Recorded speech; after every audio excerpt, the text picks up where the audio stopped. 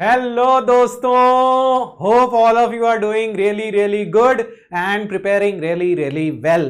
तो स्वागत है आप लोगों का एक और लेक्चर में ऑफ स्ट्रेंथ ऑफ मटेरियल्स।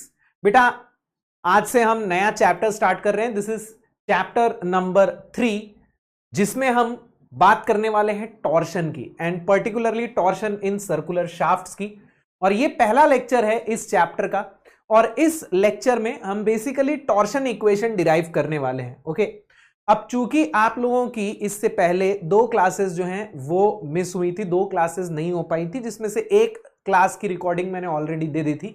ये जो क्लास है इसकी भी मैं आप लोगों को रिकॉर्डिंग प्रोवाइड कर रहा हूं, ताकि आप लोग कम से कम जो थ्योरी पार्ट है उसको खुद से कर लीजिए। इसके बाद इसके ऊपर जो न्यूमेरिकल्स होंगे वो हम लोग लाइव करेंगे। ओके, तो 2 क्लासेस कंपेंसेट करनी थी, इसीलिए ये सेकंड क्लास भी मैं रिकॉर्ड करके आप लोगों को दे रहा हूं। ओके, अब इस क्लास में बेसिकली हम ये डिराइव करने वाले हैं कि टॉर्शन की वजह से स्ट्रेसेस और डिफॉर्मेशन बेसिकली कैसे कैलकुलेट किया जाता है। ठीक है, हमने फर्स्ट चैप्टर में बेसिक इंट्रोडक्शन लिया था स्ट्रेसेस का, कि हमने ये देखा कि स्ट्रेसेस कितने कितने टाइप के होते हैं, किस किस लोड की वजह से बेसिकली क्या क्या टाइप का स्ट्रेस आता है। फिर हमने सेकंड चैप्टर ऑनवर्ड्स स्ट्रेस और डिफॉर्मेशन का कैलकुलेशन चालू किया था। आपको मैंने बताया भी था कि डिफॉर्मेशन क्यों निकाल रहे हैं। डिफॉर्मेशन बेसिकली इसलिए निकालते हैं ताकि स्टैटिकली इंडिटरमिनेट प्रॉब्लम्स सॉल्व कर सकें, और वो हर चैप्टर में होगा। ठीक है, तो इस चैप्टर में भी हम लोग डिफॉर्मेशन कैलकुलेट करेंगे, और वो क्यों करेंगे, ताकि हम स्टैटिकली इंडिटरमिनेट प्रॉब्लम्स सॉल्व कर सके। तो ऐसे हर चैप्टर में हम एक लोड कंसिडर कर रहे हैं और देख रहे हैं कि उस लोड से स्ट्रेसेस और डिफॉर्मेशन कैसे कैलकुलेट किया जाता है ना। तो सेकेंड चैप्टर में हमने एक्सियली लोडेड मेंबर्स देखे थे। इस चैप्टर में हम टॉर्शन वाले मेंबर्स देखेंगे, ऐसे मेंबर्स जिनमें टॉर्क लग रहा है, टॉर्क की वजह से स्ट्रेसेस और डिफॉर्मेशन कैसे कैलकुलेट करना है। अब सबसे पहले तो हम टॉर्शन का मतलब समझते हैं कि टॉर्शन बेसिकली होता क्या है। ओके, तो हमने ऑलरेडी फर्स्ट चैप्टर में डिस्कस किया था कि मोमेंट 2 टाइप का है। अगर आप किसी बॉडी को पे मोमेंट लगाते हो तो 2 टाइप का मोमेंट हो सकता है, एक बेंडिंग मोमेंट और एक ट्विस्टिंग मोमेंट। और ये हम लोगों ने डिटेल में डिस्कस भी किया था कि बेंडिंग मोमेंट क्या होता है और ट्विस्टिंग मोमेंट क्या होता है। मान लीजिए ये एक सर्कुलर मेंबर है और ये उस मेंबर का क्रॉस सेक्शन है ना, जो साइड वाला प्लेन है। साइड से देखेंगे तो सर्कुलर दिखेगा, तो this is the cross section. इस क्रॉस सेक्शन के 3 एक्सिस हैं, एक नॉर्मल एक्सिस है और 2 पैरेलल एक्सिस हैं, राइट। अगर मैं नॉर्मल एक्सिस के अबाउट मोमेंट लगाऊं, ये नॉर्मल एक्सिस है यानी एक्स एक्सिस है, तो अगर मैं एक्स एक्सिस के अबाउट मोमेंट लगाऊं तो इस बॉडी में क्या डेवलप होता है, ट्विस्टिंग डेवलप होती है। इसी इफेक्ट को हम लोग क्या बोलते हैं, टॉर्शन। अगर मैं पैरेलल एक्सिस के अबाउट यानी इस एक्सिस के या इस एक्सिस के अबाउट मोमेंट लगाऊं तो बेंडिंग क्रिएट होती है, जिसको हम क्या बोलते हैं, बेंडिंग मोमेंट। ठीक है, तो इस चैप्टर में हम कौन से मोमेंट के बारे में पढ़ने वाले हैं, ट्विस्टिंग मोमेंट के बारे में, जिसको हम टॉर्शन या टॉर्क भी बोल देते हैं। ओके, टॉर्शन एक्चुअली इफेक्ट है जो ट्विस्टिंग मोमेंट की वजह से डेवलप होता है, लेकिन हम लोग टॉर्क को भी टॉर्शन बोल देते हैं। ओके, तो ये आपका नॉर्मल एक्सिस है। अगर ये क्रॉस सेक्शन है then this is the normal axis, और ये उस नॉर्मल एक्सिस के अबाउट लगने वाला मोमेंट है, जिसकी वजह से क्या प्रोड्यूस हो रही है, टॉर्शन या ट्विस्टिंग प्रोड्यूस हो रही है। अब ये टॉर्शन जो है प्रैक्टिकली आता कब है, तो मोस्टली टॉर्शन डेवलप होता है शाफ्ट्स में। This is a shaft. Shaft का काम क्या होता है, शाफ्ट का काम होता है पावर ट्रांसफर करना, यानी पावर एक जगह से दूसरी जगह पहुंचाना। जैसे आप देख सकते हो कि ये एक असेंबली है, जिसमें ये मान लीजिए आपका टरबाइन है और ये आपका जनरेटर है। टरबाइन क्या करती है, स्टीम को जब आप इस टरबाइन के अंदर डालते हो तो टरबाइन जो है उसके रोटर्स घूमते हैं, एक रोटेशनल एनर्जी डेवलप होती है, राइट।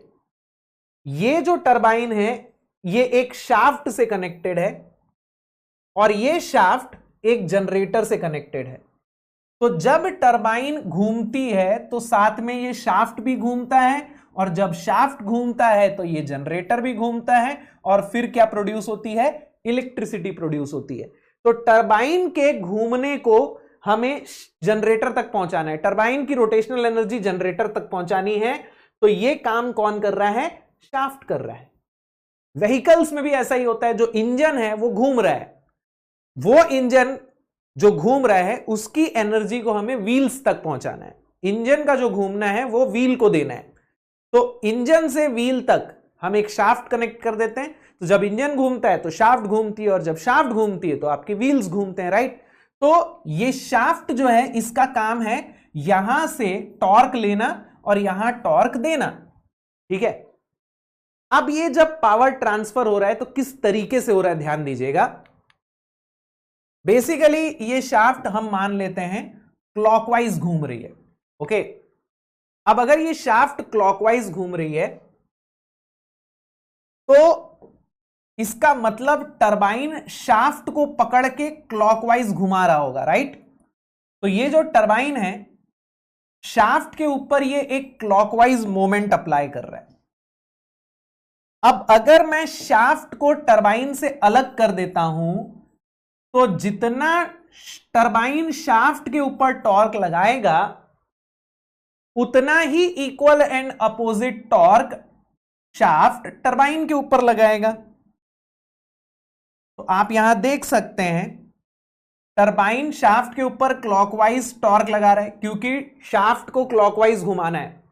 तो टरबाइन शाफ्ट के ऊपर क्लॉकवाइज टॉर्क लगा रहा है, बदले में शाफ्ट टरबाइन के ऊपर एंटी क्लॉकवाइज टॉर्क लगा रहा है।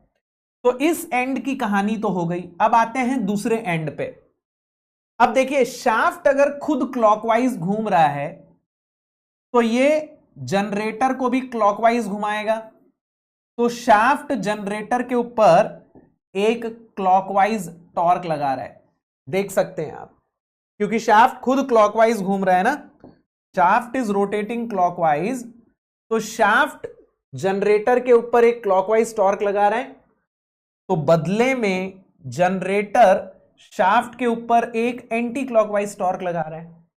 तो अब अगर मैं इस शाफ्ट का फ्री बॉडी डायग्राम ड्रॉ करूं तो मुझे ऐसा डायग्राम मिलेगा। आप देख सकते हो इसके एक एंड पे क्लॉकवाइज टॉर्क लग रहा है और दूसरे एंड पे एंटी क्लॉकवाइज टॉर्क लग रहा है। ये कैसे हो रहा है ये मेरे ख्याल से आपको क्लियर हो चुका होगा, राइट। नेट टॉर्क 0 होना चाहिए, नेट टॉर्क 0 होना चाहिए। क्यों? क्योंकि शाफ्ट इक्विलिब्रियम में है। अब आप बोलोगे कि सर शाफ्ट तो घूम रहा है, तो आप कैसे बोल सकते हो शाफ्ट इक्विलिब्रियम में है? बेटा इक्विलिब्रियम में होने का मतलब ये नहीं है कि कोई बॉडी स्टैटिक हो। इक्विलिब्रियम डायनेमिक भी हो सकता है। डायनेमिक इक्विलिब्रियम का मतलब बॉडी घूम तो रही है लेकिन कांस्टेंट वेलोसिटी से घूम रही है, एक्सेलरेशन नहीं है। मान लीजिए एक आदमी जा रहा है, आदमी की बात छोड़िए, मान लीजिए एक गाड़ी जा रही है लेकिन कांस्टेंट वेलोसिटी से जा रही है, मतलब उसके ऊपर नेट फोर्स 0 है। वो जिस वेलोसिटी से जा रही थी अभी भी उसी वेलोसिटी से जा रही है, तो उसके ऊपर नेट फोर्स 0 है। तो अगर एक बॉडी घूम रही है लेकिन कांस्टेंट वेलोसिटी से घूम रही है तो नेट टॉर्क 0 है।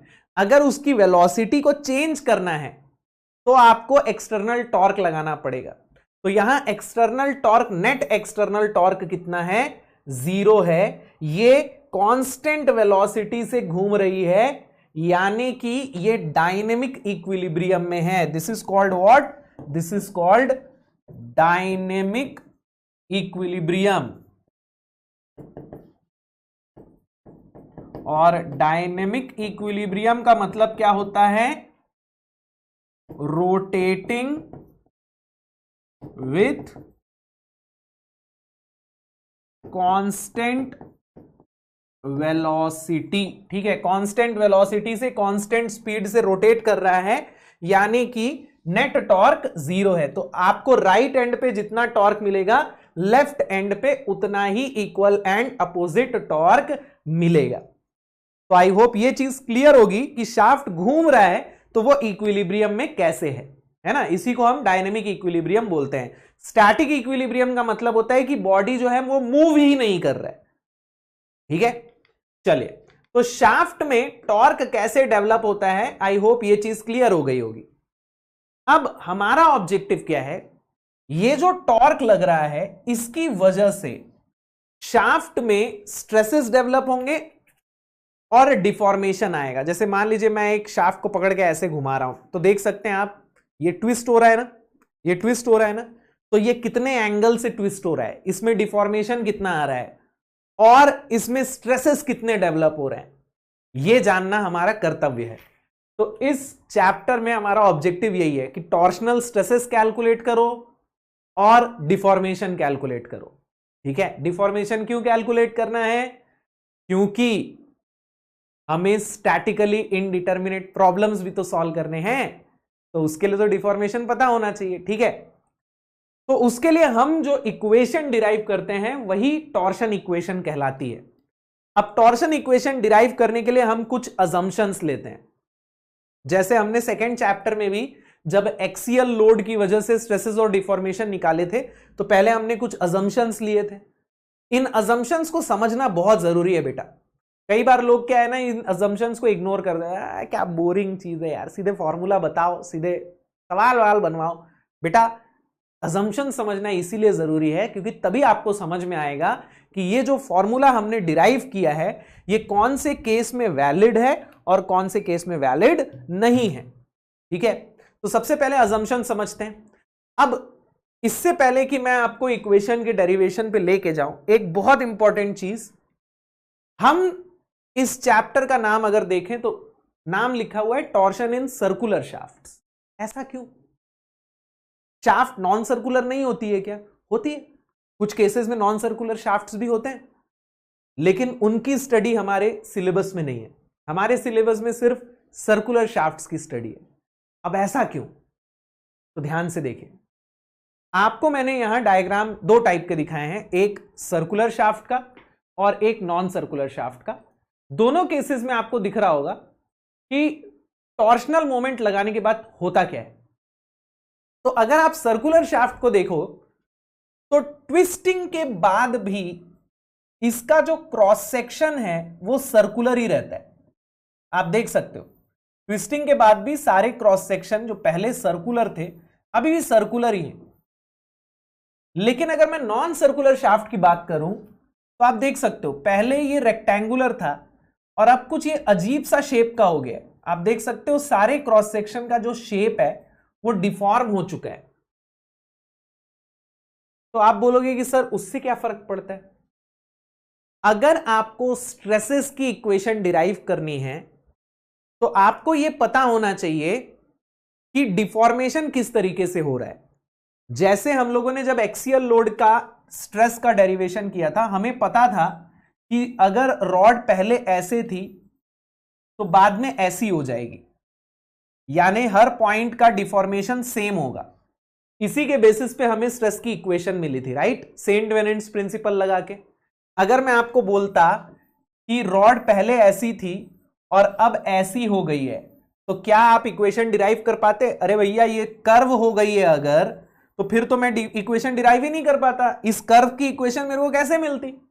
तो इसीलिए हमने वहां अज्यूम कर लिया था कि रॉड पहले ऐसी थी, डिफॉर्म होके ऐसी होगी, ऐसे बेंड नहीं होगी, इसकी वजह से हर पॉइंट का डिफॉर्मेशन सेम आएगा और उसी से हमारी इक्वेशन बन गई थी sigma equal to P by A. तो आपको यह पता होना जरूरी है कि डिफॉर्मेशन के बाद बॉडी कैसे दिखेगी, तब वहां से हम डिफॉर्मेशन की इक्वेशन बनाते हैं, फिर स्ट्रेस की इक्वेशन बनाते हैं।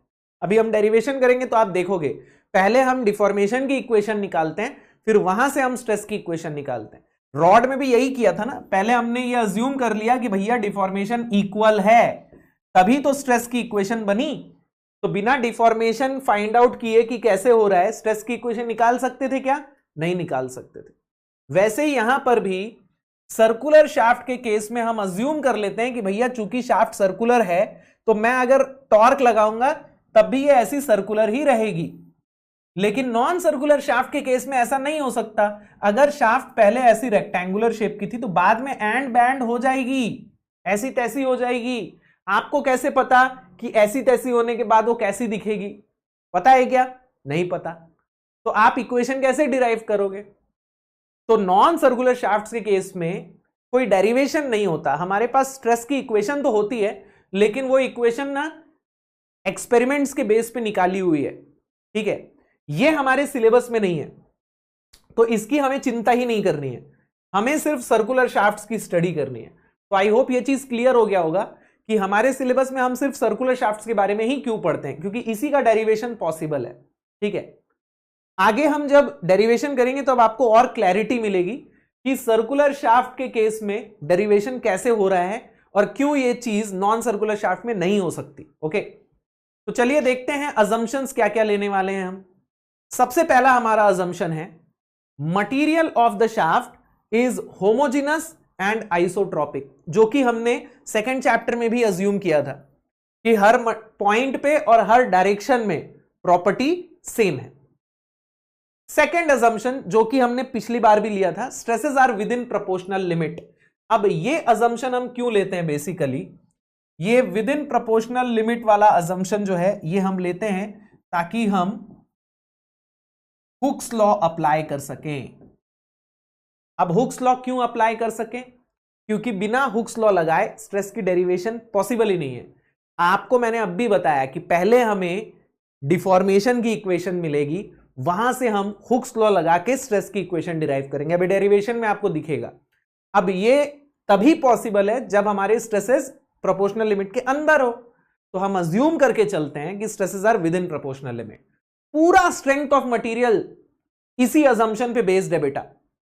ऐसा नहीं है कि हुक्स लॉ नहीं लगा सकते तो फिर हम लोगों के पास कोई इक्वेशन ही नहीं है। अगर आप एमटेक करने जाओगे तो वहां आप ऐसे क्वेश्चंस भी करोगे जहां स्ट्रेसेस प्रोपोर्शनल लिमिट के पार हो जाते हैं, लेकिन अभी हमारे सिलेबस में हम जितने भी प्रॉब्लम सॉल्व करते हैं वहां हम यही अज्यूम करके चलते हैं कि स्ट्रेसेस प्रोपोर्शनल लिमिट में है, हुक्स लॉ वैलिड है, वरना फिर हम जितने भी इक्वेशन डिराइव कर रहे हैं कोई यूज ही नहीं कर पाएंगे, ठीक है।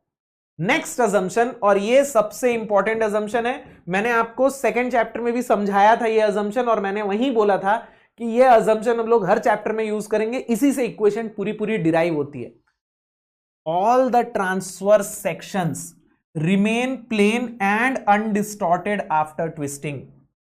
जैसे हम लोगों ने एक्सियल लोड में भी देखा था ना कि अगर ये रॉड है, ये क्रॉस सेक्शन प्लेन है, तो डिफॉर्म होने के बाद भी ये प्लेन ही रहेगा, इस तरीके से डिस्टॉर्ट नहीं होगा। वैसे ही यहां पर भी हमारा सेम अजम्पशन रहेगा कि सारे क्रॉस सेक्शन प्लेन रहेंगे, ट्विस्टिंग के बाद भी डिस्टॉर्ट नहीं होंगे। इसका मतलब दूसरी भाषा में हम ये भी बोल सकते हैं कि diameter remains straight after twisting. अब मैं इसको ना डायग्राम के थ्रू दिखाता हूं, तब आपको ज्यादा समझ में आएगा। तो मान लीजिए ये आपकी शाफ्ट है जो कि जिसका क्रॉस सेक्शन सर्कुलर है। इसको मैं अलग से ड्रॉ कर लेता हूं। Let's say this is the cross section, okay. अब मान लीजिए इस पे एक डायामीटर था कुछ ऐसा,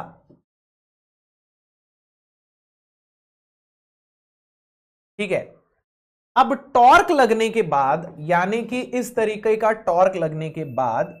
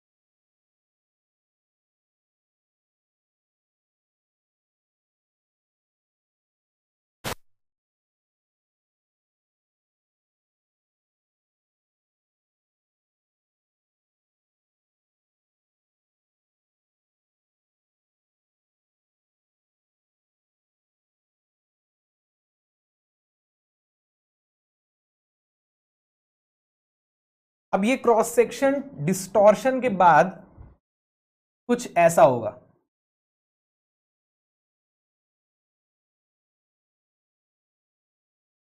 तो आप देख सकते हैं यहां हमने क्या अज्यूम किया कि डायामीटर पहले स्ट्रेट था तो बाद में भी स्ट्रेट है।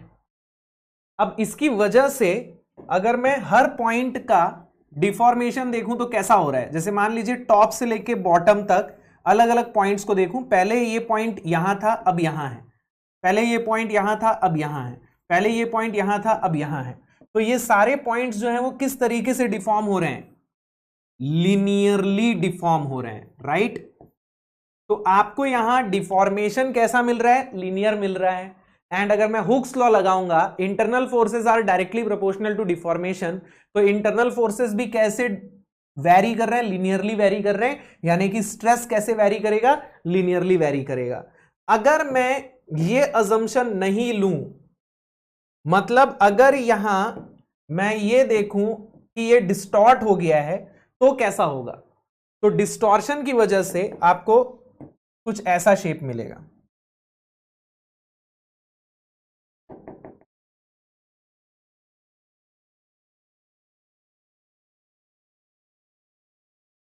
This is going to be the shape, अगर हम अज्यूम करते हैं कि ये डिफॉर्म हो रहा है, ठीक है।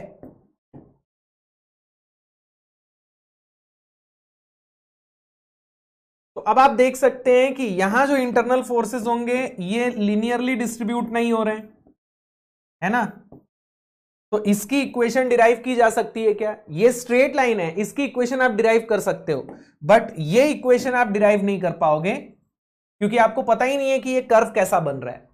तो इसीलिए ये अजम्पशन बहुत जरूरी है कि क्रॉस सेक्शन डिफॉर्म होने के बाद भी सर्कुलर रहेगा, उसमें किसी तरीके का कोई डिफॉर्मेशन नहीं आएगा, यानी कि किसी तरीके से ये डिस्टॉर्ट नहीं होगा। तो अगर एक डायामीटर पहले स्ट्रेट था तो डिफॉर्मेशन के बाद ये स्ट्रेट ही रहेगा, ये ऐसा रोटेट हुआ और ये स्ट्रेट ही रहेगा, ये ऐसा नहीं बनेगा, ऐसा बेंड नहीं होगा, जिसकी वजह से मेरे को डिस्ट्रीब्यूशन कैसा मिलेगा, लीनियर मिलेगा। इसी के बेसिस पे आपकी पूरी की पूरी इक्वेशन डिराइव होती है, ओके। तो ये सबसे इंपॉर्टेंट अजम्पशन है। अब देखते हैं कि इस अजम्पशन से इक्वेशन डिराइव कैसे होती है। तो हम डेरिवेशन के लिए क्या करेंगे, एक सर्कुलर क्रॉस सेक्शन का शाफ्ट अज्यूम कर लेते हैं, ओके।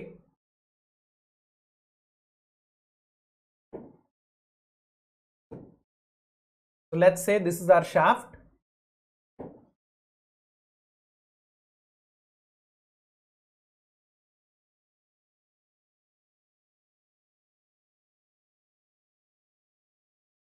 ठीक है,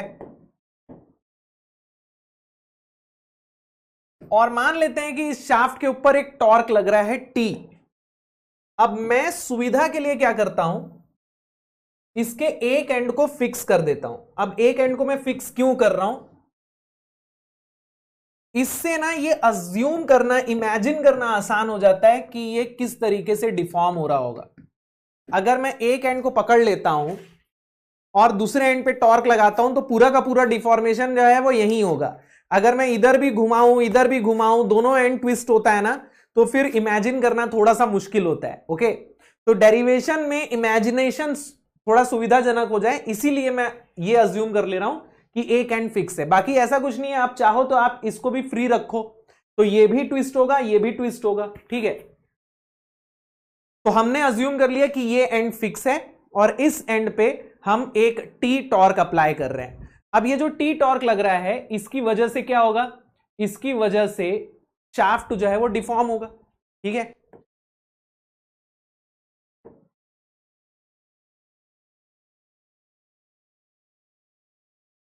ओके, अब हम कोई एक पर्टिकुलर लेयर कंसीडर करते हैं, ओके। मान लेते हैं कि ऐसी एक लेयर है इस शाफ्ट के सरफेस के ऊपर। ये लेयर हम कहां अज्यूम कर रहे हैं, शाफ्ट के सरफेस पे, मतलब ये मेरी शाफ्ट है ना, तो एक ऐसी लाइन है जो इस शाफ्ट के ऊपर है। ट्विस्ट होने के बाद इस लाइन का क्या होगा, मान लीजिए ये पॉइंट ए है और ये पॉइंट बी है, तो ट्विस्ट होने के बाद ए पॉइंट तो वही रहेगा क्योंकि ये तो फिक्स है, लेकिन बी पॉइंट यहां कहीं पे मूव कर जाएगा क्या, समवेयर हियर बी डैश पे। मतलब ये जो लाइन है ये ऐसी हो जाएगी क्या, यस। लेट्स से ये जो एंगल है, जितने एंगल से ये घूम रहा है, this is gamma. What is gamma? Gamma क्या है? Gamma is the shear strain. आपने शियर स्ट्रेन की डेफिनेशन पढ़ी थी, याद है आपको? शियर स्ट्रेन की डेफिनेशन मैंने क्या बताई थी आपको? मैंने बताया था कि अगर ये एक एलिमेंट है और ये दोनों प्लेन 90 डिग्री पे हैं, तो डिफॉर्म होने के बाद इन प्लेन्स के एंगल्स में जो चेंज आता है उसी को हम शियर स्ट्रेन बोलते हैं, राइट? मतलब डिफॉर्म होने के बाद अगर ये ऐसा हो रहा है,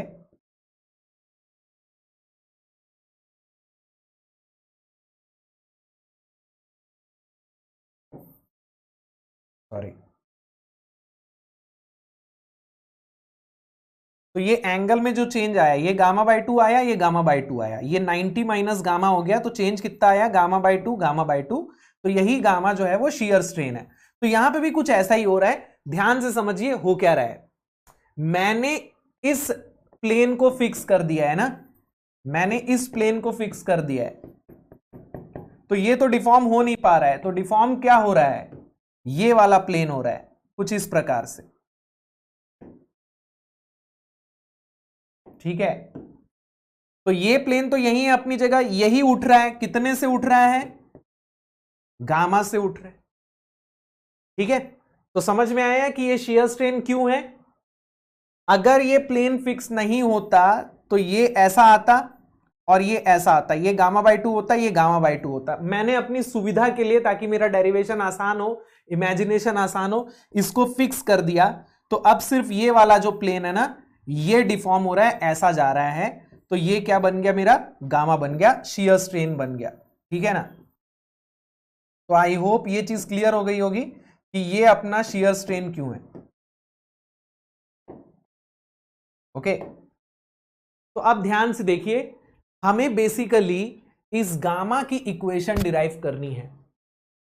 एक बार आपके पास गामा की इक्वेशन आ गई तो आप हुक्स लॉ लगा के टाउ की इक्वेशन डिराइव कर पाओगे, यानी कि शियर स्ट्रेस की इक्वेशन डिराइव कर पाओगे। देखिए, टॉर्शन की वजह से इस शाफ्ट के क्रॉस सेक्शन में कौन सा स्ट्रेस डेवलप होगा? शियर स्ट्रेस डेवलप होगा और शियर स्ट्रेन डेवलप होगा। तो ये शियर स्ट्रेन तो डेवलप हो गया, ये तो मेरे को दिख गया। अब इससे शियर स्ट्रेस कैसे आएगा? हुक्स लॉ लगा के आएगा। तो पहले हमें इस गामा की इक्वेशन को डिराइव करना पड़ेगा। तो गामा की इक्वेशन हम कैसे डिराइव करेंगे, ध्यान से देखिएगा। ओके, लेट्स से इस शाफ्ट की लेंथ जो है वो L है। What is L? L is the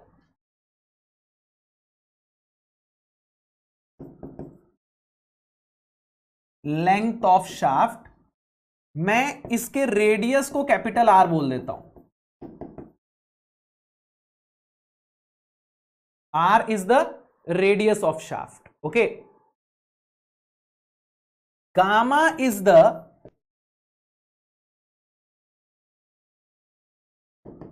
shear strain.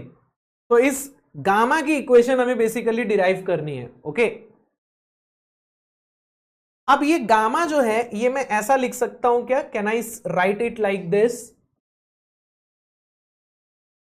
10 gamma equal to, अब इस ट्रायंगल को ध्यान से देखिएगा, look at this triangle, look at this triangle. 10 gamma equal to BB dash divided by L, ऐसा लिख सकता हूं मैं। 10 गामा इस ट्रायंगल में देखिए, 10 gamma equal to BB dash divided by L.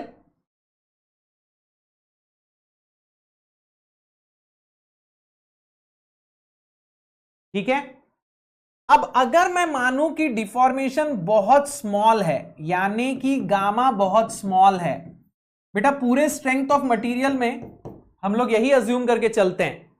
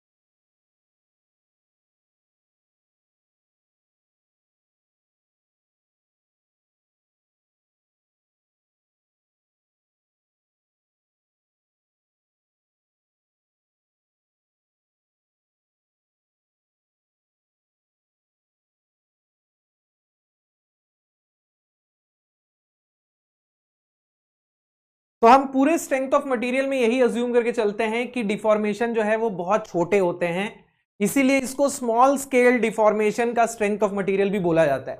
अब गामा अगर बहुत छोटा है तो मैं क्या ऐसा लिख सकता हूं, 10 gamma is almost equal to gamma. देखो बेटा, अगर थीटा बहुत स्मॉल है then 10 theta is almost equal to theta, sine theta is almost equal to theta and cos theta is almost equal to 1। ये याद रखना, ओके। तो 10 गामा लगभग गामा के बराबर हो जाएगा, तो यहां मैं ऐसा लिख सकता हूं, gamma is equal to BB dash divided by L, right. अब हमें अगर बीबी डैश की इक्वेशन मिल जाए तो फिर मैं यहां से गामा की इक्वेशन बना लूंगा। अब बीबी डैश की इक्वेशन कैसे मिलेगी, ध्यान से समझिए। अब इसका जो क्रॉस सेक्शन है उसको कंसिडर करते हैं। ये क्या है, ये इसका क्रॉस सेक्शन है,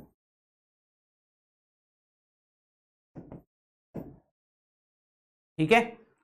अब इस क्रॉस सेक्शन में ये अपना सेंटर पॉइंट है, इसको मैं O बोल देता हूं। दिस इज पॉइंट B,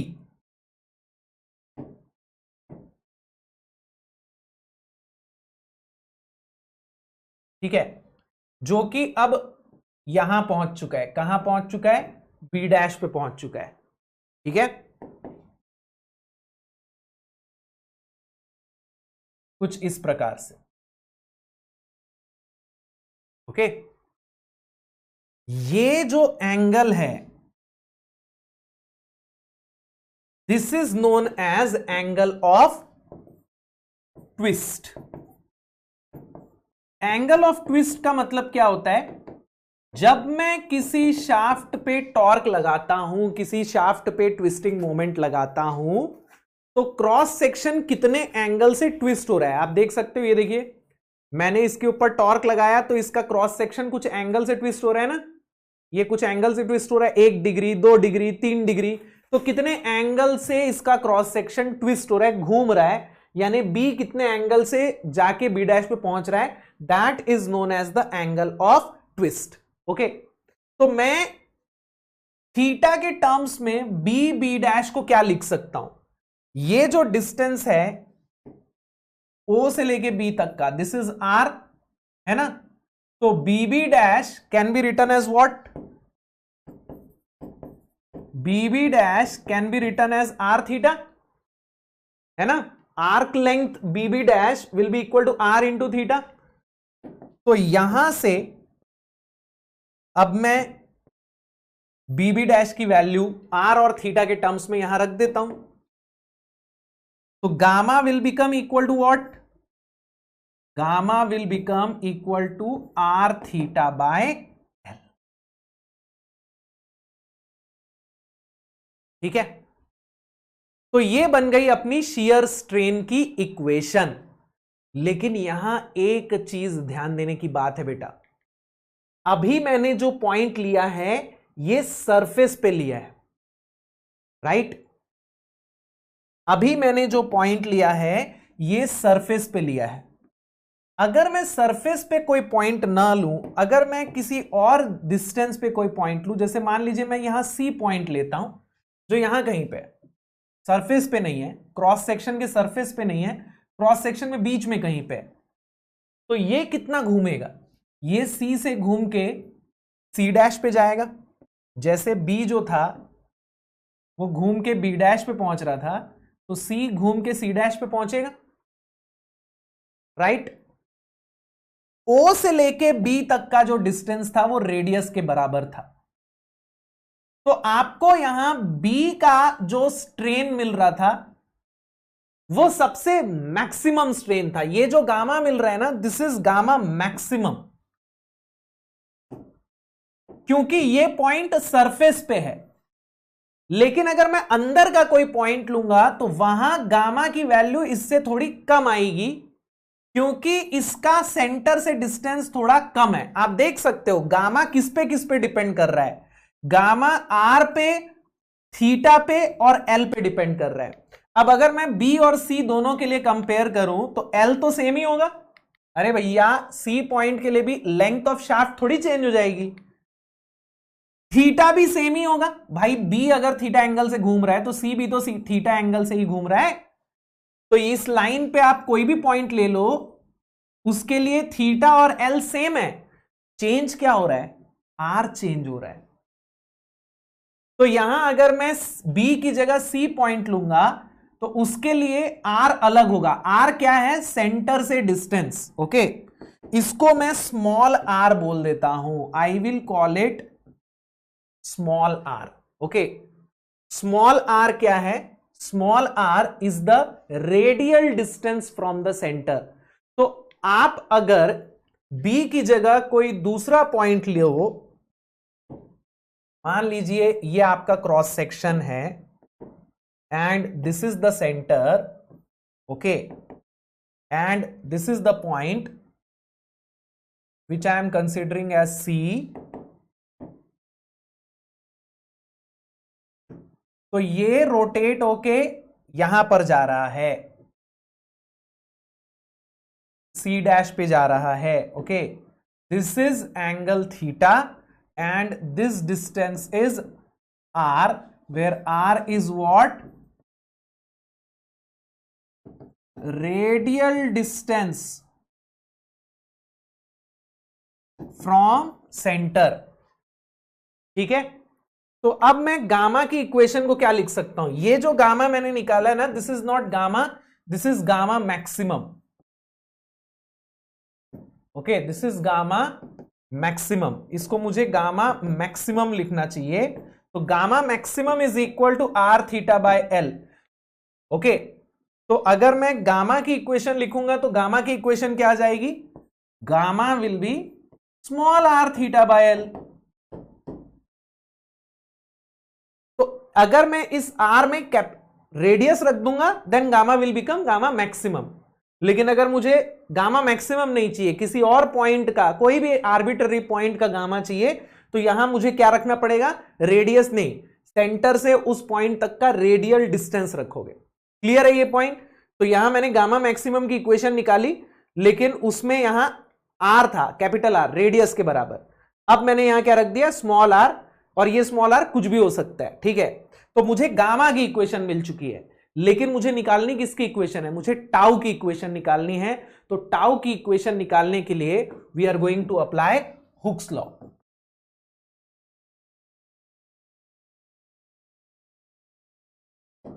तो हुक्स लॉ से मैं क्या लिख सकता हूं बेटा, tau is directly proportional to gamma, और I can say tau is equal to G into gamma.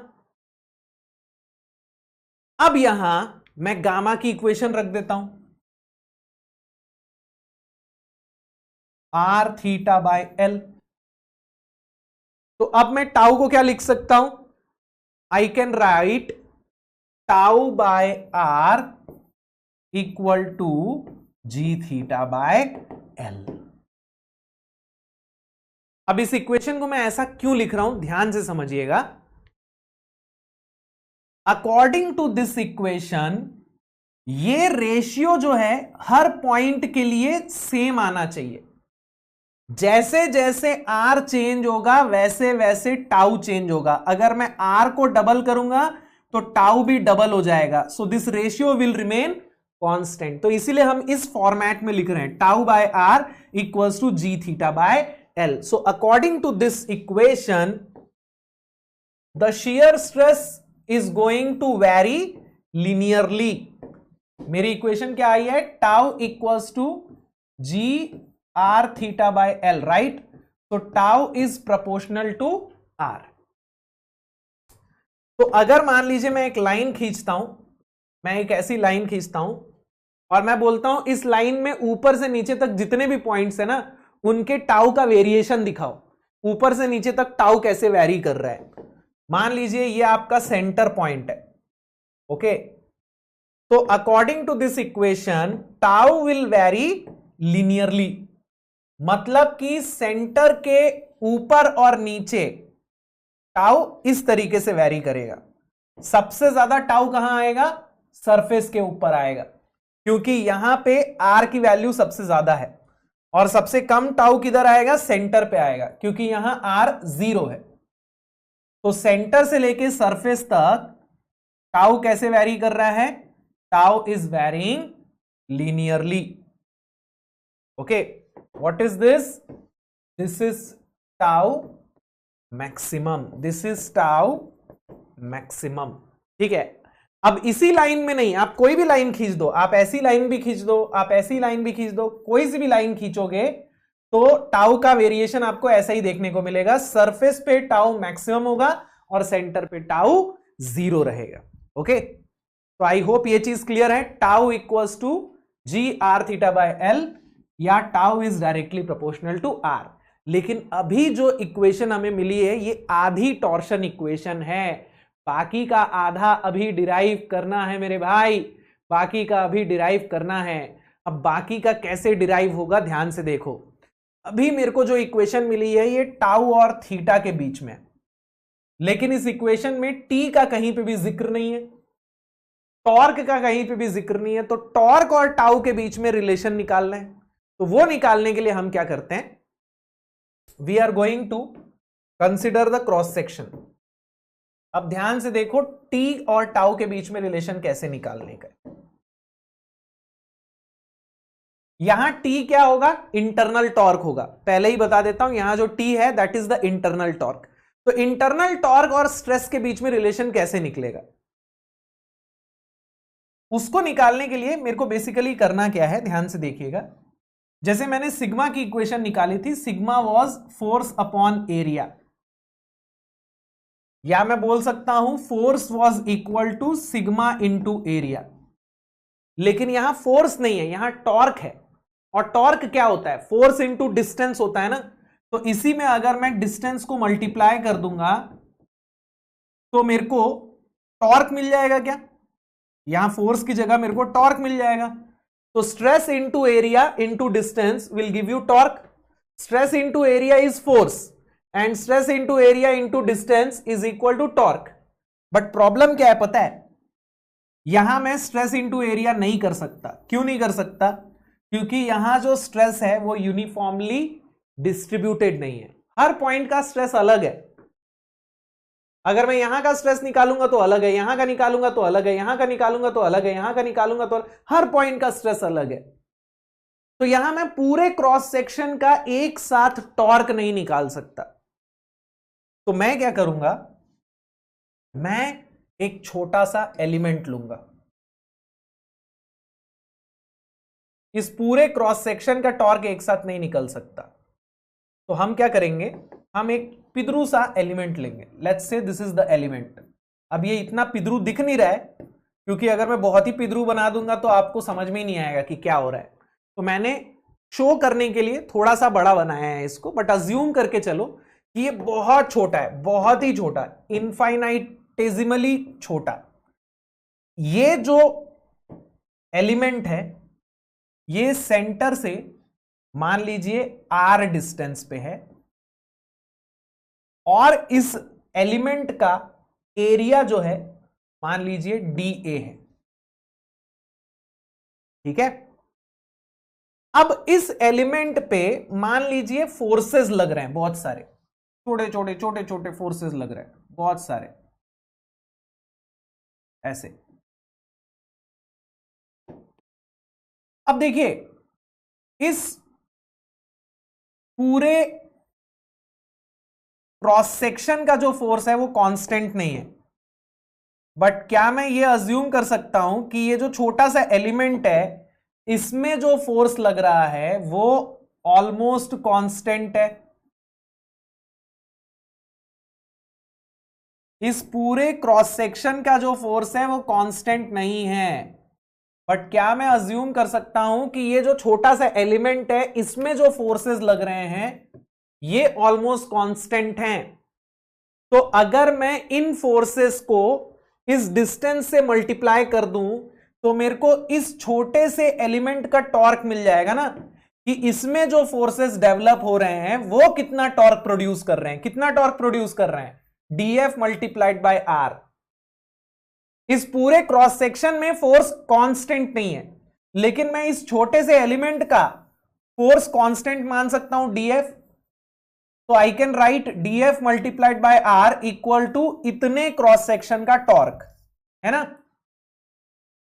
अब ये डीएफ कैसे मिलेगा, स्ट्रेस इंटू एरिया करके मिलेगा ना यार। DF will be equal to what, stress into area.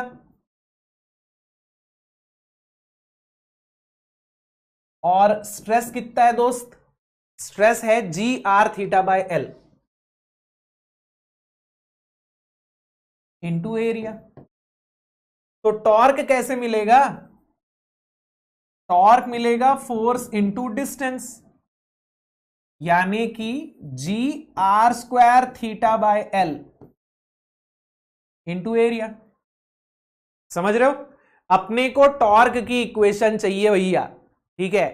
अब टॉर्क की इक्वेशन कैसे मिलेगी, फोर्स इंटू डिस्टेंस करके, और फोर्स कैसे मिलेगा, स्ट्रेस इंटू एरिया करके। तो हमने क्या किया, force equal to stress into area, इतने छोटे से एरिया का force equal to stress into area, stress की इक्वेशन रख दी यहां पे, और फिर इस फोर्स में मल्टीप्लाई कर दिया डिस्टेंस को, तो मेरे को मिल गया क्या, टॉर्क। ये सारे फोर्सेस मिलके कितना टॉर्क प्रोड्यूस कर रहे हैं, इतना टॉर्क प्रोड्यूस कर रहे हैं। तो अब भैया अगर इस छोटे से एरिया का टॉर्क इतना है, तो पूरे क्रॉस सेक्शन का टॉर्क इतना हो जाएगा क्या, इंटीग्रेशन ऑफ दिस,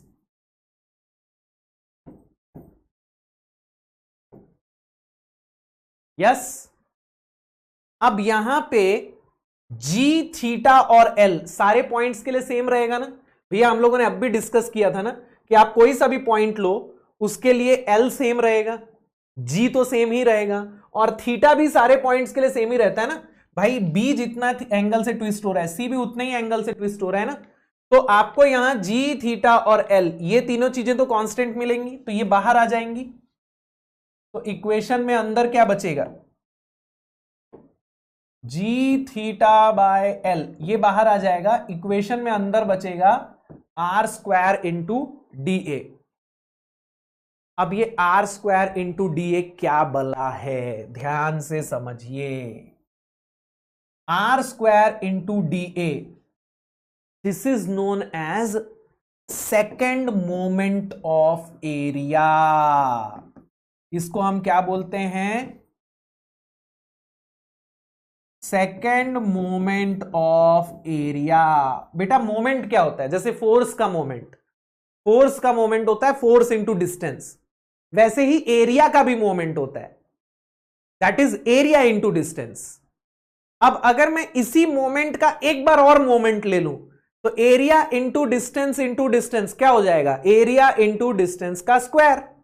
इसी को हम क्या बोलते हैं, second moment of area. First moment हो जाएगा area into distance, second moment हो जाएगा एरिया इंटू डिस्टेंस का स्क्वायर। तो यहां एरिया इंटू डिस्टेंस का स्क्वायर, यही क्या है, सेकेंड मोमेंट ऑफ एरिया। इसी को हम क्या बोलते हैं, मोमेंट ऑफ इनर्शिया। इसी सेकेंड मोमेंट ऑफ एरिया को मोमेंट ऑफ इनर्शिया भी बोला जाता है, ओके। तो ये integration R square D A जो है, इसको हम जे से डिनोट करते हैं, सेकेंड मोमेंट ऑफ एरिया या मोमेंट ऑफ इनर्शिया। तो ये ऐसा आ जाता है,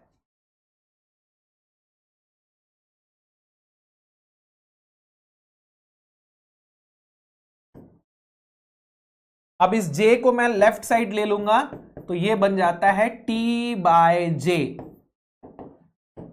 तो this is the second part of the equation. अब ये सेकेंड मोमेंट ऑफ एरिया क्या होता है ना, इसको थोड़ा सा हम लोग डिटेल में डिस्कस करेंगे, बट उससे पहले मैं अब इस इक्वेशन को पूरा पूरा लिख देता हूं यहां। तो अब हमारे पास जो इक्वेशन आई है, इसको हम ऐसा लिख सकते हैं, T by J equal to tau by R equal to G theta by L. This is the complete torsion equation, okay. ये क्या बन गई अपनी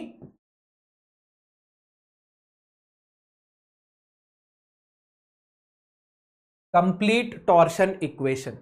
इस इक्वेशन को यूज करके मैं किसी भी पॉइंट का टाउ निकाल सकता हूं, यानी कि स्ट्रेस निकाल सकता हूं, एंड मैं थीटा भी निकाल सकता हूं, यानी कि एंगल ऑफ ट्विस्ट भी निकाल सकता हूं, ओके।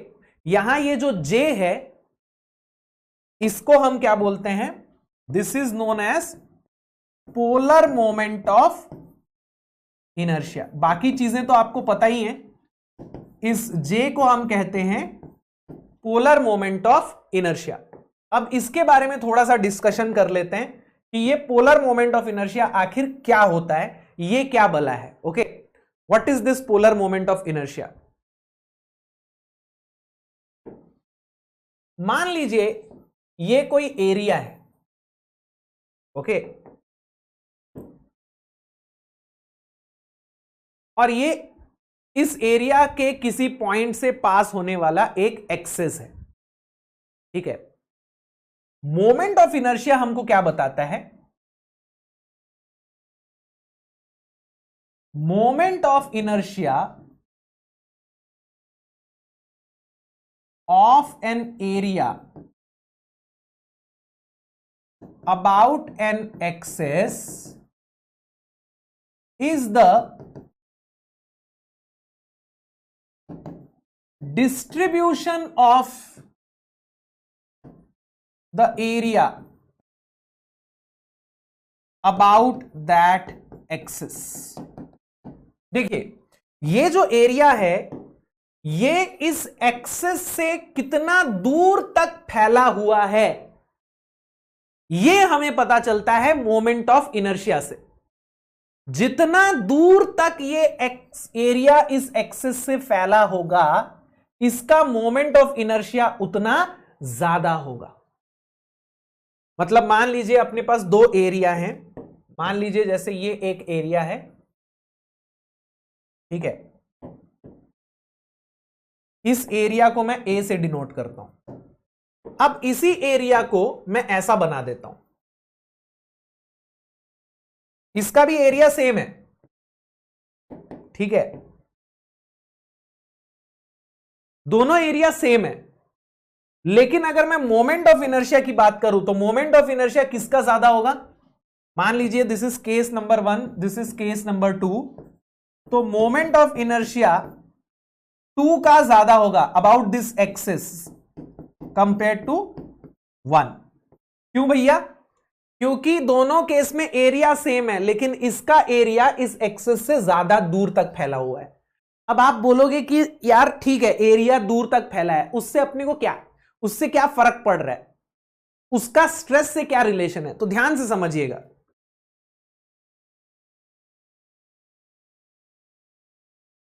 ये जो पार्टिकल्स हैं इनके ऊपर एक इंटरनल फोर्स डेवलप हो रहा है, और इसी इंटरनल फोर्स को जब मैं डिस्टेंस से मल्टीप्लाई करता हूं तो मुझे इंटरनल टॉर्क मिलता है। ये जो टी है ये क्या है? इंटरनल टॉर्क है। मतलब ये क्रॉस सेक्शन कितना टॉर्क झेल पा रहा है, कितना टॉर्क रेजिस्ट कर पा रहा है, राइट? तो आपको इंटरनल टॉर्क कैसे मिल रहा है? इस पार्टिकल पे इंटरनल फोर्स डेवलप हुआ, फिर उस इंटरनल फोर्स को मैंने आर से मल्टीप्लाई किया तो मेरे को इंटरनल टॉर्क मिला। अब ये पार्टिकल इस सेंटर से जितना दूर रहेगा ये उतना ज्यादा टॉर्क प्रोड्यूस करेगा, हां कि ना?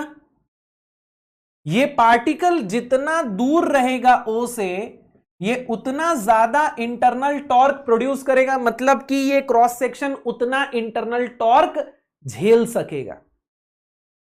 तो अगर आप चाहते हो कि आपका क्रॉस सेक्शन ज्यादा से ज्यादा इंटरनल टॉर्क झेले तो आपके पार्टिकल्स, एरिया के पार्टिकल्स ज्यादा से ज्यादा दूर होने चाहिए उस एक्सेस से, तब जाके उनका जो टॉर्क प्रोड्यूस होगा वो उतना ज्यादा होगा। जैसे यहां अगर मैं देखूंगा तो पार्टिकल्स जो है वो क्लोज हैं इस एक्सिस से, तो इनका जो टॉर्क आएगा फोर्स इंटू डिस्टेंस करके वो कम आएगा। लेकिन यहां देखो पार्टिकल बहुत दूर तक फैला है तो इनका जो टॉर्क आएगा इस एक्सिस के अबाउट वो उतना ज्यादा आएगा। फोर्स इंटू डिस्टेंस करने के बाद इंटरनल टॉर्क उतना ज्यादा आएगा। तो मोमेंट ऑफ इनर्शिया यानी कि एरिया किसी एक्सिस के अबाउट कितना दूर तक फैला हुआ है। और यह क्यों इंपॉर्टेंट है?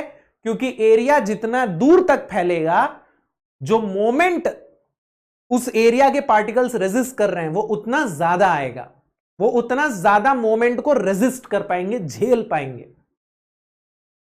क्लियर है? मोमेंट को झेलने का मतलब क्या, देखो जैसे मैंने इस शाफ्ट के ऊपर ऐसा टॉर्क लगा के इसको रोटेट करने की कोशिश की, तो जितना इंटरनल टॉर्क इसके अंदर प्रोड्यूस हो रहा है मतलब ये उतना इंटरनल टॉर्क झेल पा रहा है। अगर इंटरनल टॉर्क कम प्रोड्यूस हो रहा है मतलब ये कम टॉर्क झेल पा रहा है। अगर मान लीजिए ये ज्यादा टॉर्क नहीं झेल पाया तो आपके मोड़ते ही ये क्या होगा, कट से टूट जाएगा। तो आप चाहते हो कि आप जितना भी इसके ऊपर टॉर्क लगाना चाहो ये उतना टॉर्क झेल पाए, इसमें इंटरनल टॉर्क उतना ज्यादा रेजिस्ट करने की कैपेसिटी होनी चाहिए, वरना आपके टॉर्क लगाते ही क्या होगा, ये कट करके टूट जाएगा। तो इसीलिए आप चाहते हो इंटरनल टॉर्क ज्यादा से ज्यादा डेवलप हो सके, इसमें इंटरनल टॉर्क को झेलने की क्षमता ज्यादा से ज्यादा हो। अब मोमेंट ऑफ इनर्शिया जो है वो अलग अलग एक्सिस के अबाउट अलग अलग आते हैं।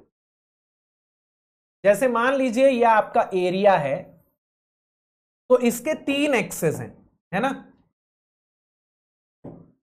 एक्स एक्सिस है, वाई एक्सिस है और जेड एक्सिस है। This is what, this is X axis, this is Y axis, this is Z axis. X और वाई एक्सिस जो है ये पैरेलल हैं एरिया के, एंड जेड एक्सिस जो है ये नॉर्मल है एरिया के, ये इसके परपेंडिकुलर है।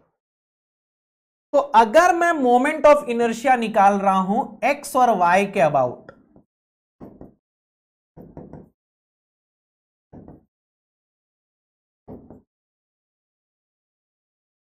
तो उसको मैं आई से डिनोट करता हूं, ठीक है। और अगर मैं मोमेंट ऑफ इनर्शिया निकाल रहा हूं जेड के about,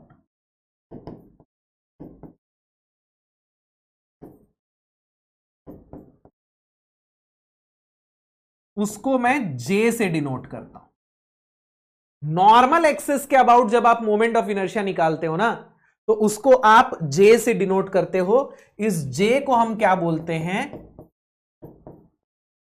polar moment of inertia. वैसे तो मोमेंट ऑफ इनर्शिया आपको बेसिकली आना चाहिए, आपको 11th 12th में ही पढ़ाया जाता है फिजिक्स में, लेकिन आप शायद भूल चुके होंगे तो इसीलिए मैं आपको रिवाइज करा दे रहा हूं कि moment of inertia about Z axis जो है यानी कि नॉर्मल एक्सिस जो है उसी को हम क्या कहते हैं, पोलर मोमेंट ऑफ इनर्शिया, ठीक है।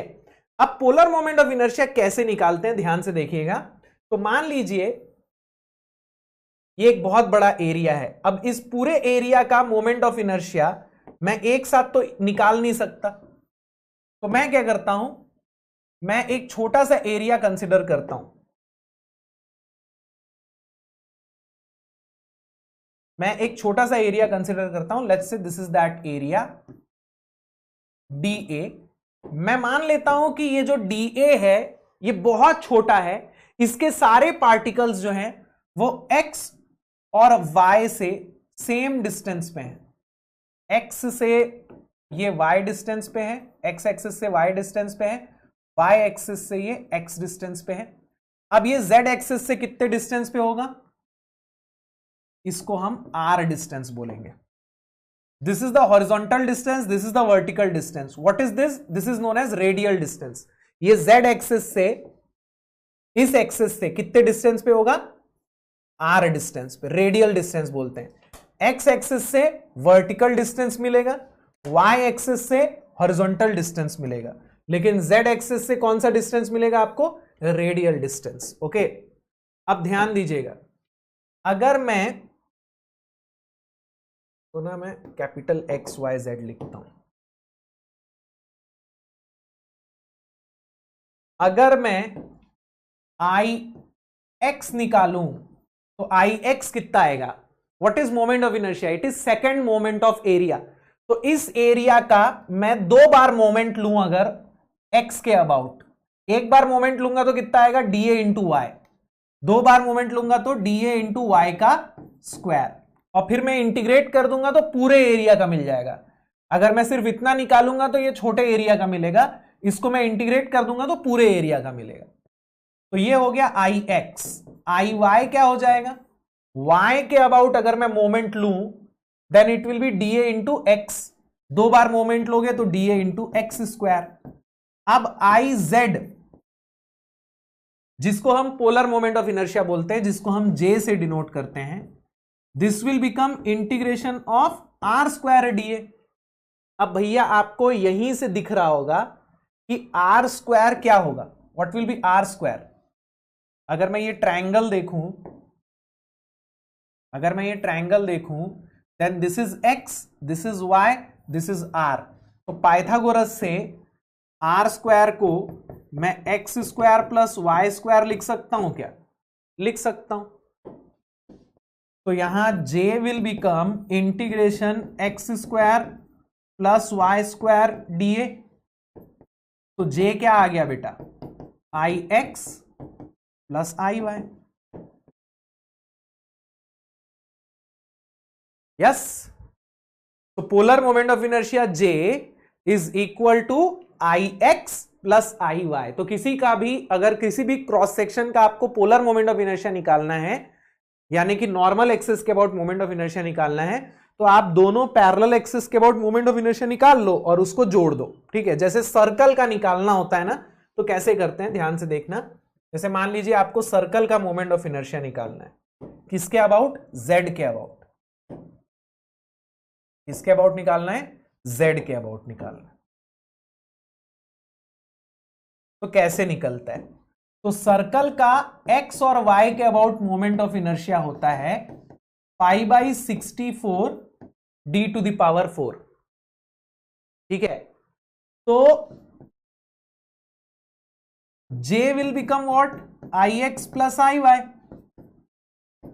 तो π/64 ये क्या हो जाएगा? π/32 d to the power 4। So this is the polar moment of inertia of a circle. ठीक है, तो आई होप कि मोमेंट ऑफ इनर्शिया क्लियर है ना। तो इस पूरे इक्वेशन में ये J ही था जो अपने को क्लियर नहीं था, तो वो पोलर मोमेंट ऑफ इनर्शिया भी मैंने समझा दिया।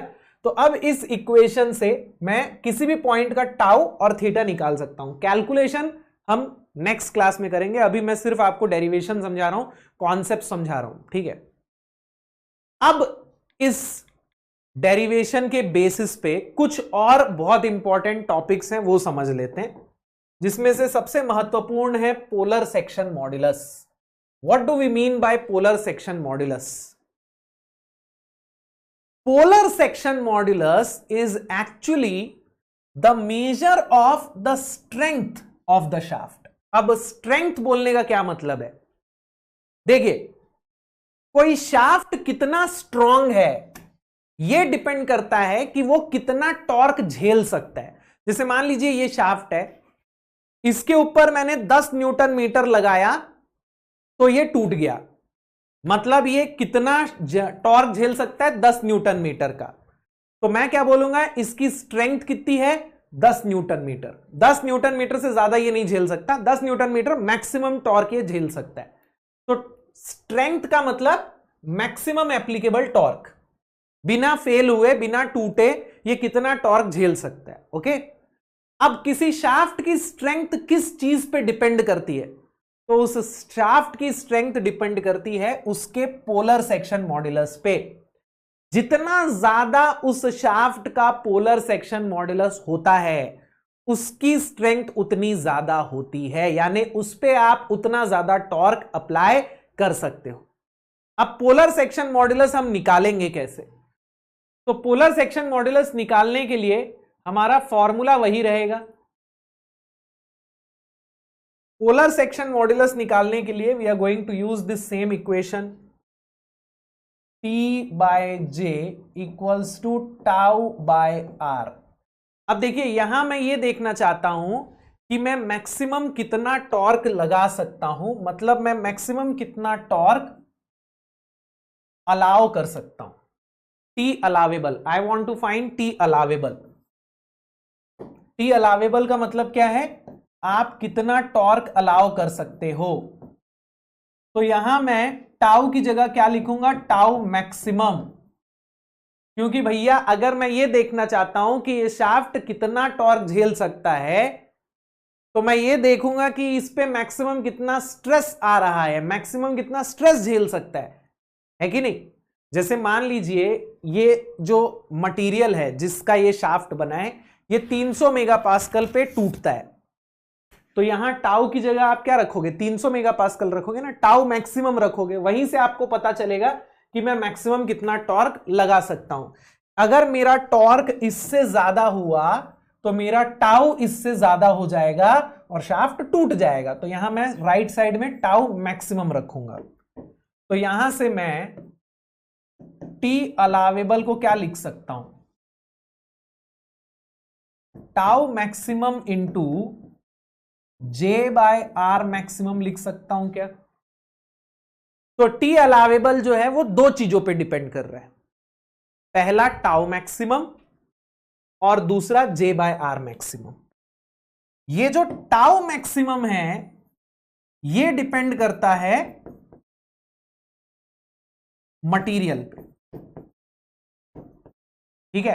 देखो आपको मैक्सिमम टॉर्क इसके ऊपर लगाना है, आप चाहते हो कि आपका शाफ्ट ज्यादा से ज्यादा टॉर्क झेले, तो एक तो ये क्वांटिटी ज्यादा होनी चाहिए, दूसरी ये क्वांटिटी ज्यादा होनी चाहिए।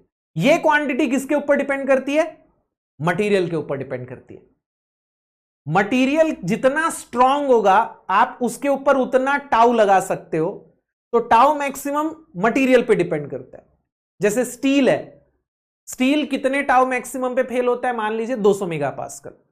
एल्यूमिनियम मान लीजिए 100 मेगापास्कल। कॉपर मान लीजिए 150 मेगापास्कल। तो ये सब क्या है, ये मटेरियल की प्रॉपर्टी है, ये मटेरियल के ऊपर डिपेंड कर रहा है। ये चीज मटेरियल के ऊपर डिपेंड कर रही है कि टाउ मैक्सिमम ये कितना झेल सकता है। लेकिन ये क्या है, ये जे बाय आर मैक्सिमम मटेरियल पे नहीं डिपेंड करता, दिस डिपेंड्स ऑन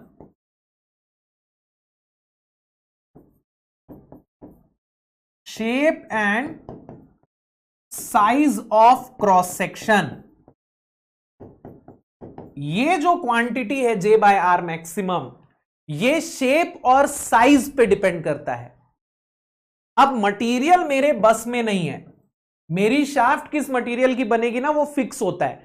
आप कोई भी अतरंगी मटेरियल यूज नहीं कर सकते। आप ऐसा नहीं कर सकते कि चलो भाई मैं ना मॉलिब्डेनम की शाफ्ट बना देता हूं, मॉलिब्डेनम का स्ट्रेंथ बहुत ज्यादा है, मैं उसकी शाफ्ट बना, नहीं। आपका मटेरियल लगभग फिक्स होता है, बिकॉज मटेरियल जो है वो कॉस्ट पे भी डिपेंड करता है, अवेलेबिलिटी पे भी डिपेंड करता है, मशीनेबिलिटी पे भी डिपेंड करता है, बहुत सारी चीजें होती हैं। तो आप ना मटेरियल कुछ भी नहीं ले सकते। 2-3 ऑप्शन ही होता है कि भैया या तो ये मटेरियल ले सकते हो या तो ये मटेरियल ले सकते हो, इनमें से बता दो शाफ्ट किसकी बनानी है। तो लगभग टाउ मैक्सिमम आपका फिक्स है, इससे ज्यादा टाउ मैक्सिमम आप नहीं बढ़ा सकते। तो अगर मैं एक डिजाइनर हूं और मैं अपने शाफ्ट का टी अलावेबल बढ़ाना चाहता हूं, तो मैं इसके साथ खेल नहीं सकता। मैं किसके साथ खेल सकता हूं, मैं इसके साथ खेल सकता हूं। मैं किसको चेंज कर सकता हूं, मेरे बस में क्या है, एज अ डिजाइनर मेरे बस में ये चीज है। ये चीज किसके ऊपर डिपेंड कर रही है, शेप और साइज के ऊपर। तो मैं एक ऑप्टिमम शेप और साइज चूज कर सकता हूं ना, मैं इस वैल्यू को चेंज कर सकता हूं। तो ये जो वैल्यू है जे बाय आर मैक्सिमम, इसी को शास्त्रों में क्या कहा गया है दोस्त, पोलर सेक्शन मॉड्यूलस। ठीक है, तो पोलर सेक्शन मॉड्यूलस जिसको हम ZP से डिनोट करते हैं, it is J by R maximum. तो आपका टी अलावेबल जो है that is directly proportional to ZP। जितना ज्यादा ZP होगा टी अलावेबल उतना ज्यादा होगा। ओके, तो जे बाय आर मैक्सिमम ये वैल्यू आपको ज्यादा से ज्यादा रखनी है। अब ध्यान दीजिएगा, मान लीजिए आपके पास एक सॉलिड शाफ्ट है, एक सॉलिड सर्कुलर शाफ्ट है और एक हॉलो शाफ्ट है। देखिए शेप जो है ना वो आप बहुत ज्यादा चेंज नहीं कर सकते। आपके पास ना शेप के नाम पे बस 2 ही शेप है, एक सॉलिड सर्कुलर और एक हॉलो सर्कुलर। क्योंकि भैया मैं ऑलरेडी बता चुका हूं नॉन सर्कुलर यहां हम नहीं पढ़ रहे हैं, नॉन सर्कुलर शाफ्ट के बारे में हम लोग यहां नहीं पढ़ रहे हैं। तो हमारे पास ना 2 ही ऑप्शन है, एक सॉलिड सर्कुलर शाफ्ट और एक हॉलो सर्कुलर शाफ्ट। ठीक है, तो सॉलिड सर्कुलर शाफ्ट और हॉलो सर्कुलर शाफ्ट अगर मैं इन दोनों को कंपेयर करूं, मान लीजिए दोनों का एरिया सेम है, मान लीजिए दोनों का एरिया सेम है। अब जाहिर सी बात है अगर एरिया सेम रखना है तो इसमें बीच में तो गड्ढा है तो ये दूर तक फैला होगा ना। अरे भैया मेरे पास एक सॉलिड शाफ्ट है, अब इसको मेरे को रिप्लेस करना है एक हॉलो शाफ्ट से जिसका एरिया सेम हो। अब हॉलो शाफ्ट में बीच में तो छेद है, तो जाहिर सी बात है आप इसके एरिया को सेम रखने के लिए इसको बड़ा करोगे, दूर तक फैलाओगे, तब तो एरिया इसका और इसका बराबर आएगा ना। तो अगर मैं आपसे पूछूं कि सेंटर के अबाउट किसका मोमेंट ऑफ इनर्शिया ज्यादा है तो किसका ज्यादा होगा? ऑब्वियसली इसका ज्यादा होगा। देखो Z जो है वो दो चीजों पे डिपेंड करता है, J और R मैक्सिमम पे। R मैक्सिमम ना दोनों का लगभग बराबर होता है, बहुत ज्यादा डिफरेंस नहीं आता R मैक्सिमम में। डिफरेंस जो है वो J में आता है, जिसका J बड़ा होगा उसका Z बड़ा होगा। अब J किसका बड़ा होगा? सेंटर से जिसका एरिया ज्यादा दूर तक फैला है, जिसका बिजनेस ज्यादा फैला हुआ है, उसका Z ज्यादा होगा, उसका J ज्यादा होगा ना। तो भैया सॉलिड में एरिया जो है वो सेंटर के क्लोज है, हॉलो में वही एरिया दूर चला गया है, तो ऑब्वियसली इसका J ज्यादा होगा, यानी कि इसका ZP ज्यादा होगा। तो ZP of hollow shaft is always greater than ZP of solid shaft for same area. अगर मैं सेम एरिया की बात करूं तो अगर मेरा एरिया सेम है तो सॉलिड शाफ्ट का, हॉलो शाफ्ट का ZP सॉलिड शाफ्ट के ZP से हमेशा ज्यादा होता है। तो बेटा किसमें ज्यादा स्ट्रेंथ होगी?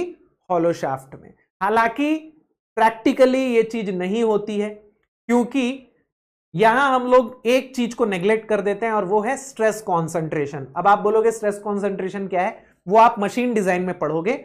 मैं आपको हल्का सा बता देता हूं। स्ट्रेस कॉन्सेंट्रेशन मतलब क्या है? ये होल जो हो गया है ना, इसकी वजह से इसमें स्ट्रेसेस बढ़ जाते हैं। अब जाहिर सी बात है स्ट्रेसेस बढ़ेंगे, स्ट्रेसेस बढ़ने की बात कर रहा हूं मैं। मतलब ये मत सोचने कि टाउ मैक्सिमम बढ़ गया। टाउ मैक्सिमम मतलब स्ट्रेस झेलने की कैपेसिटी। तो झेलने की कैपेसिटी तो फिक्स है, ये भी उतना ही झेल सकता है, ये भी उतना ही झेल सकता है, क्योंकि दोनों का मटेरियल मैंने सेम रखा है। तो स्ट्रेस झेलने की कैपेसिटी की बात नहीं कर रहा हूं, स्ट्रेस आ कितना रहा है। मतलब अगर मैं इस पे और इस पे दोनों पे सेम लोड लगाऊंगा तो इसमें ज्यादा स्ट्रेस प्रोड्यूस होगा। क्यों? क्योंकि इसका जो होल है उसकी वजह से स्ट्रेस कॉन्सेंट्रेशन आ जाता है। ठीक है, तो स्ट्रेस कॉन्सेंट्रेशन की वजह से इसमें स्ट्रेसेस बढ़ जाते हैं, मतलब इसकी स्ट्रेंथ कम हो जाती है।